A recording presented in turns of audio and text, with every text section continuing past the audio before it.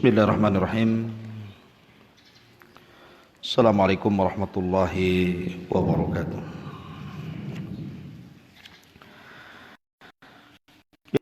Alhamdulillah wassalatu wassalamu ala Rasulillah wa ala alihi wa sahbihi wa mawalah.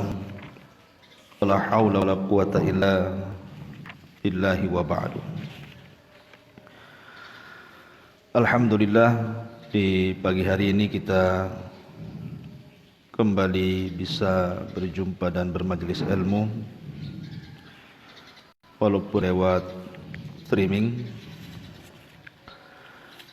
Salawat teriring salam tak lupa untuk keberkahan majelis di pagi hari ini kita hadiahkan kepada Nabi kita, Nabi besar Muhammad sallallahu alaihi wa ala alihi wasallam.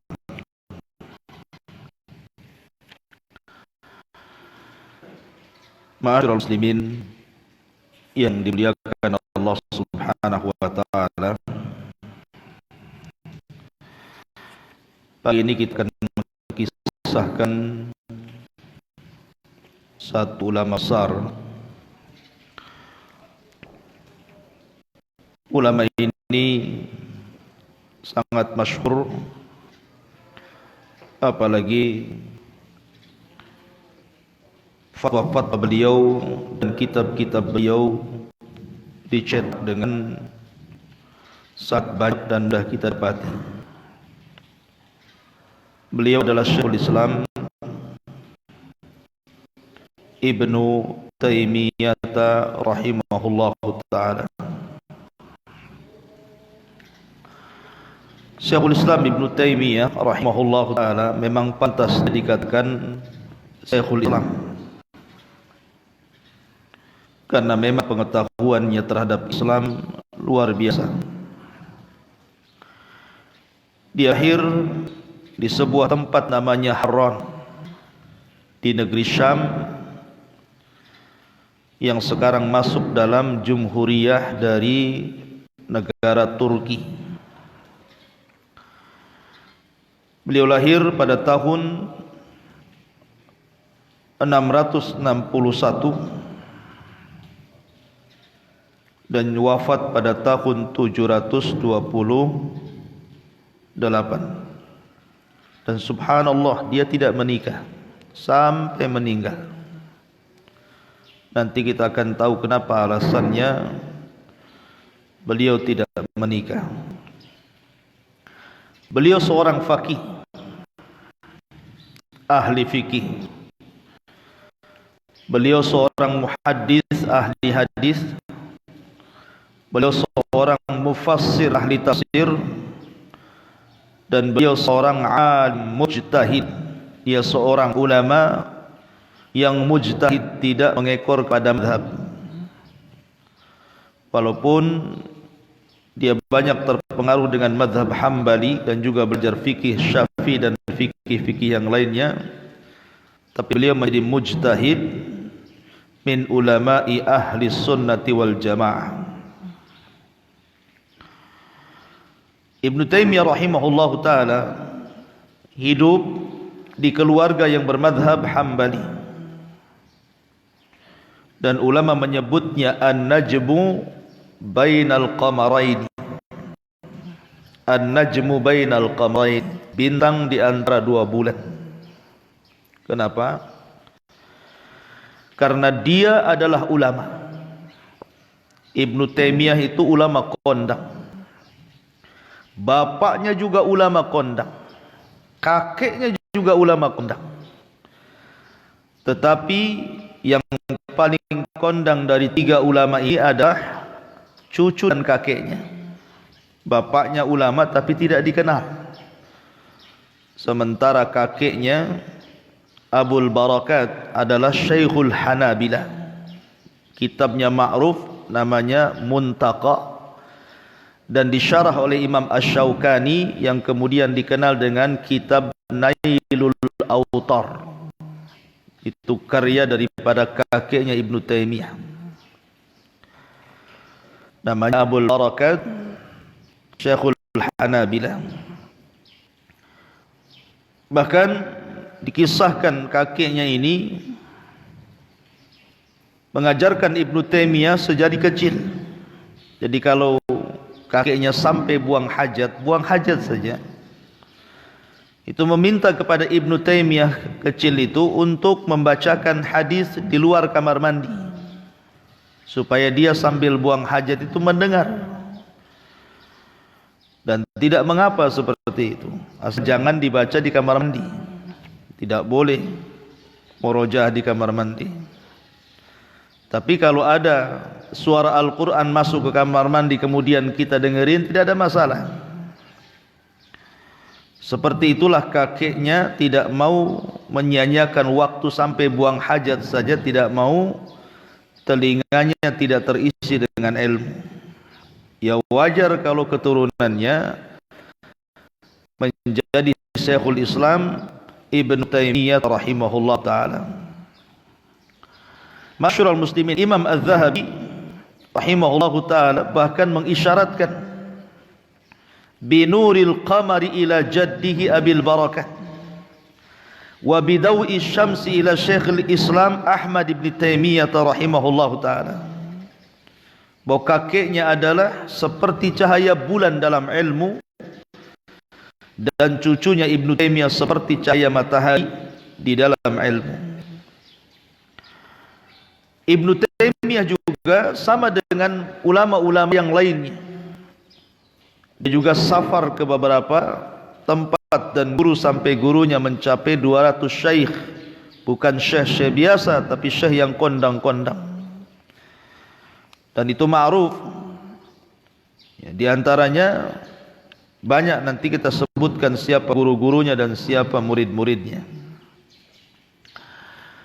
Di antaranya adalah beberapa pujian dari para ulama. Namun sebelumnya Ibnu Taimiyah ini ikhwan, ketika di zaman Abdus Salam Al-Izz bin Abdis Salam, itu dulu ulama kondang sebelum Ibnu Taimiyah. Ma'ruf Al-Izz ibn Salam ini, dia seorang imam, bukan mujtahid saja tapi mujahid, ahli jihad. Ketika di masa itu kita tahu bahwa orang-orang Mongolia, orang-orang Tatar yang kemudian berkoalisi dengan orang-orang Syiah, kemudian berhasil menghancurkan Baghdad. Dan itu di masa Al-Izz bin Salam itu. Lah ketika Syekhul Islam Ibnu Taimiyah lahir, itu tempat kelahirannya Haran itu diserang Tatar. Akhirnya kemudian keluarga Syekhul Islam Ibnu Taimiyah harus hijrah dari Haran Syam menuju Damaskus. Maka Syekhul Islam besar di Damaskus karena memang daerahnya diserang. Ya. Dan sebelum Syekhul Islam kemudian besar, maka Izz bin Abdis Salam meninggal dunia, seolah-olah meninggalnya Izz bin Abdis Salam digantikan oleh Syekhul Islam Ibnu Taimiyah, sama dengan Imam Syafi'i. Meninggalnya Abu Hanifah, lahir Imam Syafi'i. Di antara pujiannya adalah Al-Hafidh Al-Mizzi. Beliau mengatakan, walaupun Al-Mizzi ini sebenarnya secara senioritas dia lebih senior dibandingkan Ibnu Taimiyah, baik dalam bidang ilmu ataupun talabatul ilmi.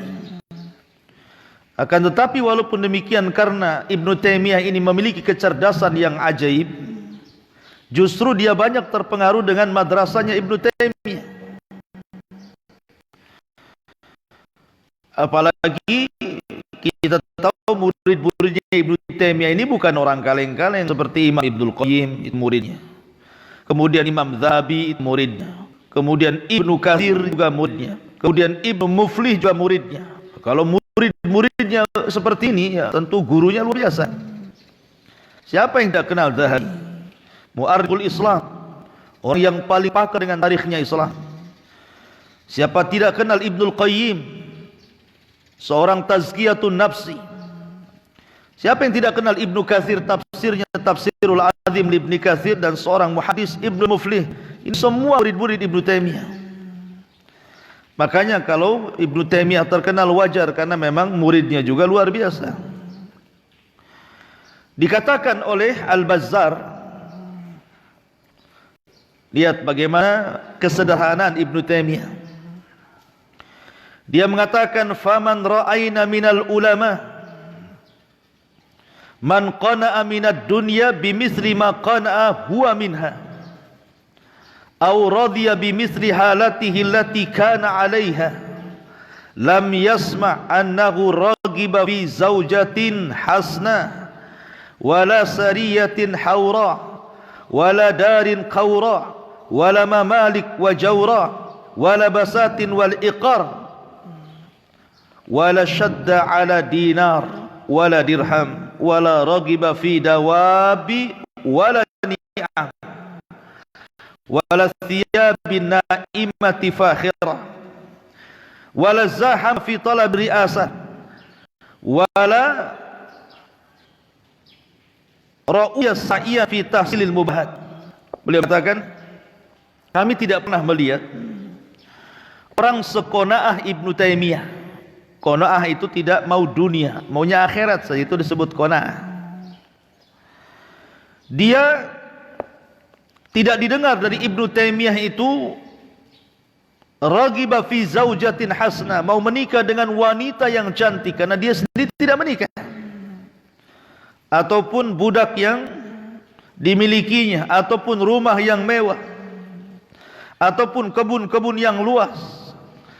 Tidak punya kehendak ataupun keinginan mengumpulkan dinar dan dirham, tidak juga dengan kendaraan dan nikmat, tidak juga dengan pakaian yang mewah, dan dia tidak menghendaki untuk menjadi jabatan dalam pemerintah. Bahkan dalam hal-hal mubah saja dia tidak menyibukkan diri situ. Jadi memang Ibnu Taimiyah itu kehidupannya hanya untuk akhirat saja, sama sekali tidak peduli dengan dunia. Bahkan dijelaskan ketika dia kenapa tidak menikah itu. Kenapa dia tidak menikah sampai tua, sampai meninggal? Karena selama 60 tahun Ibnu Taimiyah itu kehidupannya hanya dari perang ke perang. Karena Ibnu Taimiyah ini seorang mujahid, sama dengan kisah Abdullah ibn Mubarak, ya, bukan hanya ulama saja, tetapi dia seorang mujahid, masuk dalam peperangan. Kemudian dari penjara ke penjara, baik ketika di Mesir di penjara, baik ketika di Syam di penjara, gara-gara fatwa. Dibolak-balik masuk penjara, makanya dia meninggal juga di penjara. Kemudian dari munadharah ke munadharah, debat ke debat, ya, sehingga bertahun-tahun itu saja, ya, memberikan fatwa, menulis, debat ke debat, masuk penjara, keluar penjara, perang ke perang, sehingga tidak sempat untuk menikah. Makanya kemudian dia pun merasa tidak enak dengan ibunya. Dia tidak sempat safar menemui ibunya, sehingga dia hanya bisa menuliskan surat minta uzur. Padahal ibunya maunya dia itu menikah begitu ya. Cuman dia minta uzur karena kesibukannya yang luar biasa memperjuangkan dinul Islam ini. Taib, siapa Ibnu Taimiyah itu? Ibnu Taimiyah adalah namanya Ahmad ibnu Abdul Halim. Ahmad ibn Abdul Halim ibn Abdis Salam ibn Abdullah al-Hudzairi ibn Muhammad ibn Hudzair ibn Ali ibn Abdullah ibn Taimiyah. Ada dua alasan kenapa dikenal Ibnu Taimiyah padahal namanya Ahmad bin Abdul Halim. Siapa nama Ibnu Taimiyah? Ahmad bin Abdul Halim. Kenapa disebut Ibnu Taimiyah? Ada yang mengatakan Taimiyah ini dinasabkan kepada kakek-kakek buyutnya. Jadi kakek buyutnya Muhammad ibn Hudzair ini, dia seorang wa'id, seseorang yang memang dai, tukang memberikan nasihat, dan diberi nama Taimiyah. Maka kemudian Ahmad ibn Abdul Halim cucunya ini dinasabkan kepada nama kakeknya Taimiyah, maka disebut Ibnu Taimiyah. Itu satu. Pendapat yang kedua, ketika ibu bapaknya haji, itu kebetulan ibunya hamil, ibunya Ibnu Taimiyah itu. Lah kemudian bapaknya ketika sampai di Mekah, dia melihat seorang anak kecil yang lucu, yang cakep gitu ya, keluar dari tenda di di sebuah tempat namanya Taimah. Maka ketika pulang ke Haran, kemudian istrinya langsung melahirkan, maka bapaknya kemudian menasabkan ke tempat namanya Taimah dan mengatakan, ya Taimiyah, ya Taimiyah. Maka sejak itu Ahmad bin Abdul Halim dikunyah dengan Syekhul Islam Ibnu Taimiyah rahimahullahu taala. Ma'asyiral muslimin yang dimuliakan Allah Subhanahu wa taala, adapun kelahirannya, dia lahir di sebuah Madinah namanya Harran pada hari Senin, pada bulan Rabiul Awal pada tahun 661 Hijriah. Dikatakan oleh Syamsuddin Az-Zahabi, atau dikenal Imam Zahabi, beliau mengatakan, Syekhuna, lihat guruku katanya.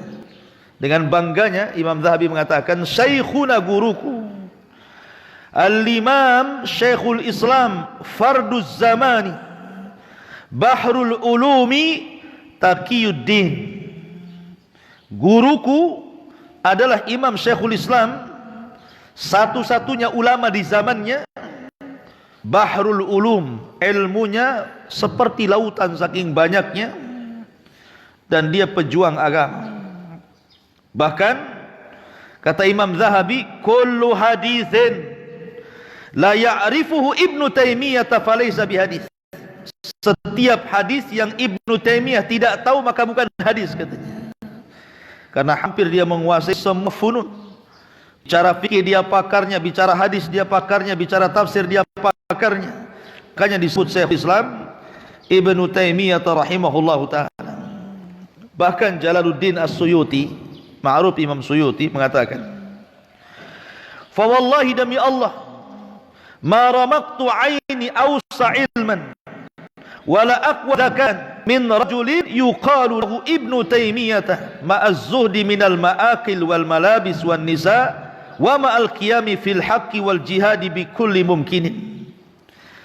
Kata beliau, demi Allah, aku tidak memandang manusia yang paling luas ilmunya, manusia yang paling cerdas otaknya, daripada seorang laki-laki namanya Ibnu Taimiyah. Walaupun demikian dia orang yang zuhud, maksudnya orang miskin, makanannya asal-asalan, pakaiannya asal-asalan, dan dia tidak hendak menikah dengan wanita, dan dia orang yang senantiasa menegakkan kebenaran dan jihad sebisa mungkin. Ini pujian yang luar biasa dari Al-Hafidh As-Suyuti rahimahullahu ta'ala. Taib, bagaimana kehidupan kecilnya Ibnu Taimiyah rahimahullahu ta'ala? Diberikan kecerdasan hafalan yang luar biasa, ya ikhwan, ajaib, luar biasa. Sampai-sampai dijelaskan suatu ketika, karena keluarga Ibnu Taimiyah ulama semua ya, bapaknya ulama, kakeknya ulama, saudara-saudaranya ulama, anak pamannya ulama-ulama, memang hidup di lingkungan ulama gitu loh maksudnya. Jadi suatu ketika keluarganya ini ngajak keluar, refreshing bahasa kitanya ya, jalan-jalan ke kebun gitu ya, sama keluarga. Ibnu Taimiyah tidak mau, Ibnu Taimiyah masih kecil. Kalau kalian mau pergi, pergilah sana. Padahal masih anak-anak ya. Akhirnya mereka pergi dan Ibnu Taimiyah tetap di rumah. Ketika mereka pulang, mereka kemudian mencela Ibnu Taimiyah gitu. Kenapa kau pergi? Ya, di sana enak pandangannya begini begitu gitu ya. Maka Ibnu Taimiyah mengatakan kepada ayahnya dan mengatakan, sungguh aku sudah menghafal 1 jilid dari kitab ini. Ketika kalian pergi setengah hari, aku menghafal. Bapaknya sudah hafal, kau ulang. Kata bapaknya, kalau gitu mana hafalan? Maka dia baca kitab Junnatun Nadhir wa Junnatul Munadhir. Dibacanya, ya.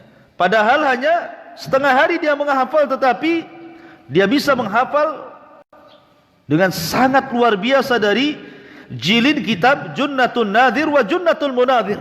Sampai bapaknya heran, kenapa anak ini kok bisa hafal pada setengah hari saja. Ma'asyiral muslimin yang dimuliakan Allah Azza wa Jalla. Bahkan kecerdasannya luar biasa. Suatu ketika, masih kecil ya, Ibnu Taimiyah masih kecil ini. Suatu ketika dia berada di Bani Najjar. Kemudian orang-orang pun memanggil dia. Tiba-tiba memberikan satu buku gitu ya. Dibacanya oleh Ibnu Taimiyah kecil itu. Dilemparnya buku ini. Alasannya apa? Karena tidak cocok dengan pemahaman. Orang-orang pun marah. Kenapa dia bisa melempar buku? Dan mengatakan, ma anta illa jari tarmil mujallad min yadik wa huwa kitabu ilmi. Kau ini kurang ajar bahasa kitanya. Kenapa kau buang kitab ini 1 jilid sementara isi kitab itu semuanya ilmu? Maka Ibnu Taimiyah mengatakan, "Taib, saya mau tanya, saya dengan Nabi Musa lebih utama mana? Saya dengan Nabi Musa lebih utama mana?" Ini anak kecil ngomong begini. Ya, orang-orang ngomong ya Nabi Musa lebih utama lah daripada kamu kan begitu. Kemudian Nabi Musa punya alwah, punya papan Taurat. Lebih utama mana papan Taurat dengan kitab yang saya lempar ini? Ya lebih utama alwah lah papan Taurat. Musa melempar papan Taurat katanya. Musa kan melempar papan Taurat gara-gara marah kepada Bani Israel sampai pecah papannya. Padahal papan itu adalah Taurat, dan yang menulis Taurat adalah Allah sendiri. Satu-satunya kitab yang ditulis Allah itu hanya Taurat. Ya. Lah Musa melempar Taurat. Lebih mulia mana Taurat dengan kitab ini katanya? Ya lebih mulia Taurat. Loh kalau Taurat dilempar, apa salah saya melempar ini katanya? Karena isinya penuh penyimpangan katanya. Itu kecerdasan yang kemudian nampak dari kecil gitu ya Ibnu Taimiyah rahimahullahu taala. Ma'asyiral muslimin yang dimuliakan Allah Subhanahu wa taala. Lah Ibnu Taimiyah rahimahullahu ta'ala, walaupun demikian, walaupun kehidupannya miskin gitu ya, kehidupannya miskin, tetapi Ibnu Taimiyah itu punya akhlak, orangnya memang kram, orangnya itu dermawan gitu ya. Terkadang ketika dia sudah menjadi ulama besar, banyak orang-orang kaya, orang-orang yang mengambil istifadah ilmu dari dia, kadang ngasih hadiah. Tapi hadiah itu bukan dimakan dia, justru diberikan kepada fuqara wal masakin. Sampai-sampai dijelaskan oleh Al-Imam Al-Bazzar, dia mengatakan, kana marran yawman bi ba'di al-qaryah fada'a lahu ba'dul fuqara. Suatu ketika Ibnu Taimiyah ini berjalan-jalan di sebuah daerah, tiba-tiba banyak orang-orang fakir memanggil dia. Dan orang-orang fakir itu tahu dia Ibnu Taimiyah. Lah ketika itu Ibnu Taimiyah tidak ada uang yang mau dikasihkan itu. Akhirnya apa yang terjadi? Fanaza'a thawban ala jildihi wa dafahu ilaihi. Dibuka pakaiannya, kemudian dikasihkan. Saya tidak punya apa-apa kecuali pakaian di badan. Ambillah pakaian ini, bima tayassar, kau jual harganya Bapak, kemudian manfaatkan uangnya. Berapalah harga pakaian itu? Ya. Kalau kita kan mikir-mikir ya, apalagi pakaiannya baru beli, mereknya pun belum dicabut gitu ya, nggak mungkin lah dikasih orang. Ya. Kemudian juga dijelaskan dalam riwayat yang lain, sa'alahu insanun dzata yaumin kitaban yantafi'u bihi. Suatu ketika ada orang yang meminta kitab yang bisa dimanfaatkan dengannya. Maka Ibnu Taimiyah katakan khudh ma takhtar fara'a dzalika ar-rajul baina kutubil syaikhi mushafan. Maka ketika itu orang yang meminta itu melihat di selipan-selipan kitab yang catat Ibnu Taimiyah pada mushaf.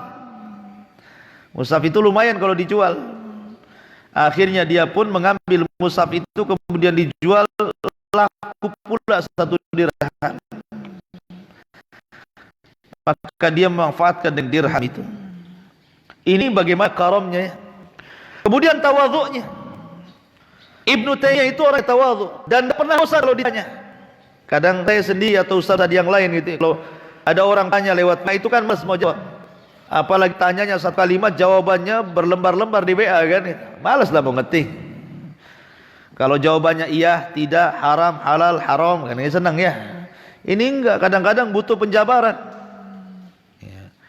Mau nelpon tak ada pulsa, yang nanya pun tak paham pulsa. Harusnya kan ngirim itu ya. Tapi Ibnu Taimiyah rahimahullahu taala, dia siapapun yang tanya tidak pernah bosan. Kamu mau tanya apa? Duduk di sini, mau tanya apa? Ya. Jadi siapapun yang bertanya kepada dia, dia tidak pernah bosan. Betul-betul tawadhu. Tawadhunya luar biasa.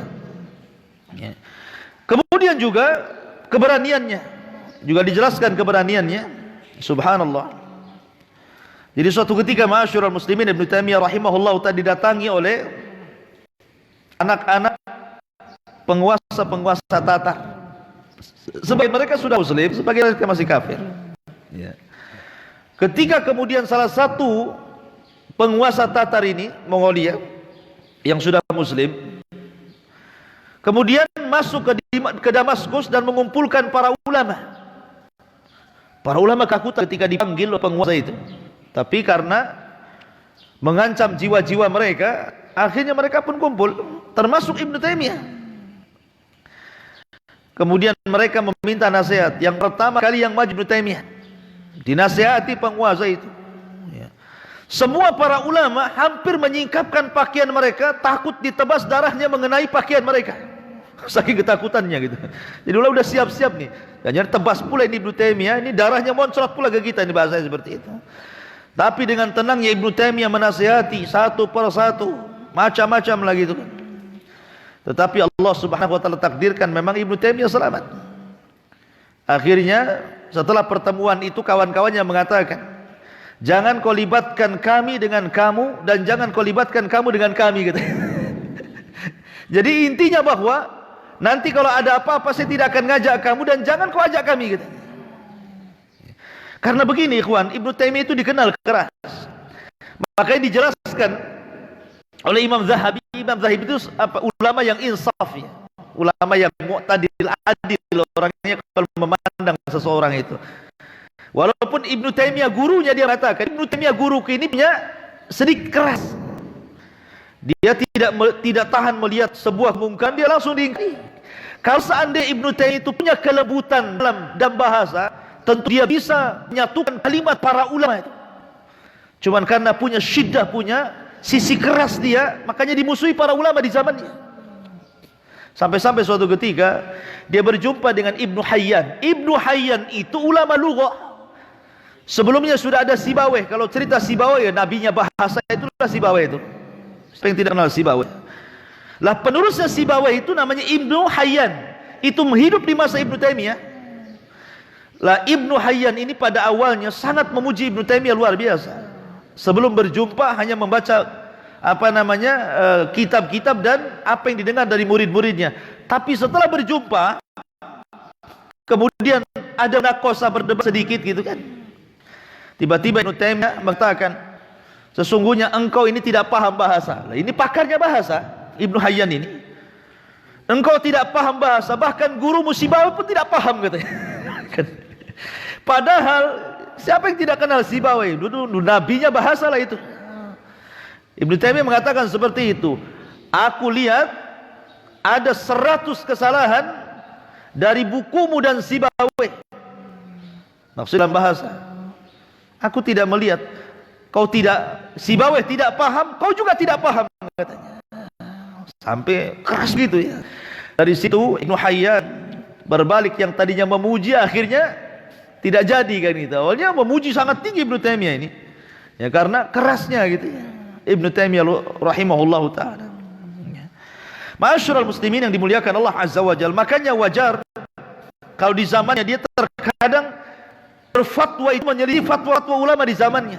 Itu yang banyak sekali menjadikan Ibnu Taimiyah masuk penjara, dan hasadnya para ulama meminta supaya dikeluarkan fatwa untuk dibunuh saja Ibnu Taimiyah itu. Itu di zamannya itu. Salah satunya adalah ketika memfatwakan tentang orang yang mentalak sekali talak, 3 kali talak. Ibnu Taimiyah mengatakan dihukumi 1 talak. Jadi kalau ada seorang suami mengatakan saya talak kamu 3 kali sekali, saya talak kamu 100 kali sekali, ya, maka Ibnu Taimiyah mengatakan tetap jatuh 1 talak. Sementara zaman itu Allah mengatakan tidak, tetap jatuh 3 talak. Dan Ibnu Taimiyah mengatakan talak bid'ah, dan sebab itu penjara. Kan gitu ya. Jadi gara-gara fatwa-fatwa yang menyelisih fatwa-fatwa para ulama di zamannya, itulah banyak sekali kegaduhan. Akhirnya Ibnu Taimiyah asik bolak-balik masuk penjara, baik ketika di Syam ataupun ketika di Mesir. Ma'asyiral muslimin yang dimuliakan Allah Azza wa Jalla. Kemudian juga di antara mihnahnya, bagaimana ujian Syekhul Islam Ibnu Taimiyah rahimahullahu taala. Dijelaskan Imam Syaukani rahimahullahu taala, karena memang kita tahu bahwa Ibnu Taimiyah banyak orang yang hasad di zamannya, baik secara fikih ataupun akidah, terutama masalah akidah. Karena Ibnu Taimiyah itu paling banyak membantah kelompok-kelompok sesat. Antum melihat kitab-kitab akidah Syekhul Islam seperti Akidah Wasitiyah, Akidah Tadmuriyah, itu kan. Dan sebagian penggalan dari kitab Majmu'ul Fatawa, ketika bicara tentang akidah, dia paling banyak menyerang orang-orang yang menyimpang dalam bab nama dan sifat bagi Allah Azza wa Jalla. Beda dengan Syekhul Islam Muhammad bin Abdul Wahhab ya. Kalau Syekhul Islam Muhammad bin Abdul Wahhab dalam kitab tauhid yang banyak dikarya, itu lebih banyak menyerang tentang tauhid uluhiyah, salah syirik tauhid itu. Kenapa? Karena memang di zaman Abdul Wahhab, Syekhul Islam Muhammad bin Abdul Wahhab, memang penyimpangannya dalam bab uluhiyah. Banyak orang yang menyembah kuburan dan meminta kepada kuburan, banyak orang yang memakai jimat, sehingga kitab-kitabnya banyak yang merudun soal bab tauhid uluhiyah. Tapi berbeda pula di zaman Syekhul Islam Ibnu Taimiyah. Yang menyimpang itu kebanyakan bab tauhid nama dan sifat bagi Allah. Makanya kitab-kitabnya lebih banyak bicara tentang masalah tauhid asma dan sifat, meluruskan itu, yang banyak akhirnya hasad dari para ulama yang tidak sepaham dengan Ibnu Taimiyah rahimahullahu taala. Ma'asyiral muslimin yang dimuliakan Allah Azza wa Jalla. Tapi kita lihat bagaimana guru-gurunya Imam Ibnu Taimiyah ini. Guru-gurunya ikhwatiddin muliakan Allah, di antaranya Zainuddin Abul Abbas Ahmad ibn Abdid Daim al-Imamul Muhaddis, seorang ulama ahli hadis. Kemudian Taqiyuddin Abu Muhammad Ismail, kemudian juga Aminuddin Abu Muhammad Al-Qasim, kemudian juga Syamsuddin Abul Ghanaim, kemudian juga Syamsuddin Abu Muhammad Abdurrahman, kemudian juga Fakhruddin Abul Hasan, Majduddin Abu Abdillah Muhammad ibn Ismail, kemudian Syamsuddin Abu Abdillah Muhammad ibn Abdul Qawi, dan banyak lagi guru-gurunya. Kemudian di antara murid-muridnya sudah disebutkan tadi Imam Zahabi, Ibnu Katsir, kemudian juga Imam Ibnul Qayyim rahimahullahu taala, dan banyak sekali. Bahkan di zamannya itu ulama-ulama banyak memuji dia. Jadi akronnya, kawan-kawannya itu banyak yang memuji dia, dan karya-karyanya banyak sekali. Di antaranya yang fenomenal adalah Majmu'ul Fatawa. Itu dikarang di penjara itu. Berapa jilid? 37 jilid, 1 meter lebih. Antum aja nggak bisa ngangkat itu. Seorang yang kitab itu nggak bisa ngangkat, lagi banyaknya itu 38 jilid itu. Kapan antum baca kitab itu? Majmu' Fatawa, Fatawa Kubro. Dan subhanallah, walaupun dia di penjara, dia produktif tuh, keluarkan fatwa, nulis kitab gitu ya. Karena kebanyakan karya-karya beliau itu Kalau tidak dalam bentuk risalah, maksudnya nasihat. Pamannya ada seorang penguasa minta dinasihati, dia kirim surat, akhirnya jadi kitab gitu ya. Atau karena dia memang memberikan fatwa, ditulis murid-muridnya kemudian dikarang. Atau memang sengaja dia menulis kitab dalam penjara, sehingga karya-karyanya banyak sekali yang terkeluar dari penjara itu. Kemudian juga mengarang kitab Dar'ut Ta'arudil Aqli wan Naqli, Minhajus Sunnah An-Nabawiyah, Iqtida' Siratal Mustaqim, As-Sarimul Masyhur ala Syarimir Rasul, pedang terhunus kepada orang yang mencela Rasul. Kemudian Al-Furqan Bainal Awliya'ir Rahman wa Awliya'is Syaitan, pembeda antara wali Rahman dan wali syaitan. Sampai dijelaskan dalam kitab pembeda antara wali Rahman dan wali syaitan, menyebutkan tentang perkataan Imam Syafi'i dari Imam Laits. Kalau engkau melihat seseorang yang bergaya ustadz, kok bisa terbang, bisa berjalan di air, maka lihat perilaku kesehariannya. Kalau dia memang sesuai dengan sunnah, maka dia wali Allah. Tapi kalau menyimpang dari sunnah, maka dia wali syaitan gitu. Sampai seperti itu ya. Kemudian siasah syar'iyah lirra'i wal ra'iyah. Kemudian fatwa al-Hamawiyah al-Kubra, Nadul Mantiq, Amradul Qulub, Faidatul Jalil, Fit Tawassul wal Wasilah. Kemudian Muqaddimah Ilmi Tafsir, dan banyak lagi karya-karya beliau yang tidak bisa saya terangkan. Taib, di antara wafatnya karena sudah siang, sejarah wafatnya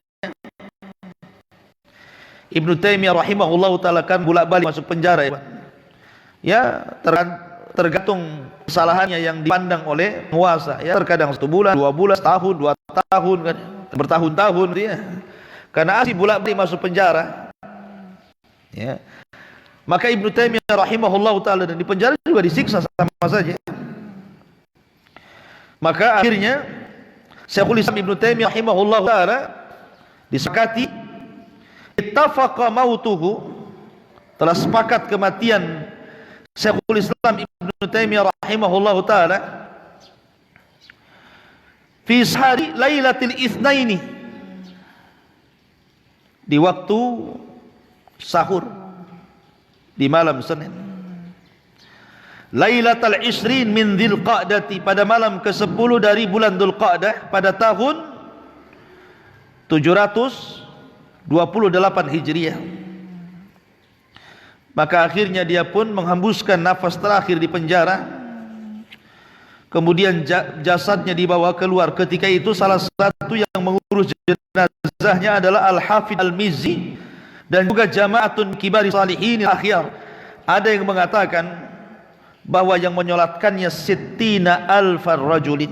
Jadi yang menyolatkan jenazah Syekhul Islam Ibnu Taimiyah sampai 60.000 orang yang menyolatkan dan mengurus jenazah Syekhul Islam Ibnu Taimiyah. Semua orang menangis ketika mendengar wafatnya Syekhul Islam Ibnu Taimiyah rahimahullahu taala ya, karena Rasul yang mengatakan mautul alim musibatun la tujbar, kematian seorang alim itu musibah yang tidak bisa digantikan. Kalau hari ini presiden meninggal, wakilnya langsung naik.